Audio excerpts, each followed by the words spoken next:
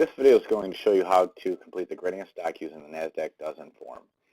Start off by typing in your first name, your last name, choosing your hour, and then you're going to have to pick a stock that you're analyzing and then type in the ticker symbol right here. There's going to be 10 areas that you're looking at: revenue, earnings per share, recommendations, earnings surprises, forecast, earnings growth, PEG ratio, industry earnings, days to cover, and insider trading. You'll be evaluating either pass or fail for different criteria for each of these individual 10 items. This is going to help you determine whether or not this is really a good stock to purchase or not. So we're determining what type of candidate for growth it is. If it passes, let's say, 7 of those measures, it would be a strong candidate for growth, and you'd click strong. Moderate is 6 to 7, and poor would be 0 to 5, and you wouldn't want to purchase that stock. Once you're completed with the form, you click submit, and I'll have it turned in to me, and everything will be all set. So I'm going to show you how to go through each of these areas just for a couple, and then you can do the rest.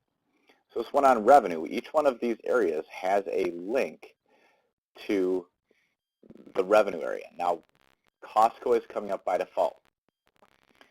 It's always going to come up with Costco by default. Let's say you wanted to look up Ford. I could type in F for the ticker symbol right here. Click Ford for Ford Motor Company. And now you can see that the revenue for Ford comes up right here.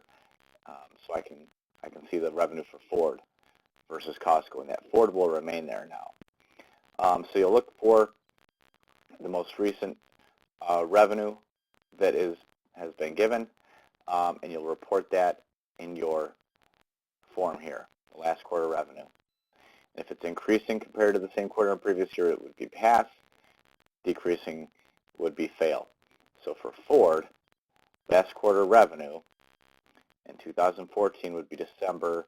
It would be this number right here that you'd put in. And then compared to the previous year, it actually decreased. So it would fail in that area. So I would click on decreasing and fail. Now for earnings per share, again, you can see that it's got Costco in the link, and so it's always going to, by default, when you click on it, go to Costco. But also understand, once you type in your stock ticker symbol the first time, like when we do for revenue, that it will be available as a tab here for you after you click a link. So you'll just have to click on the tab for your ticker symbol from now on. So going back to my form, I'll type in my last quarterly EPS and the year prior EPS, and you can get that from this link here. So here's the last quarterly EPS and your prior EPS, and then if it is decreasing, which it is, it fails. So you'd click on decreasing, fail. So you'll continue to do that for recommendations. I'm going to click on this. It's going to, by default, go to Costco. I'll click F for Ford, and the recommendations are right here. And so the buy or strong buy is pass.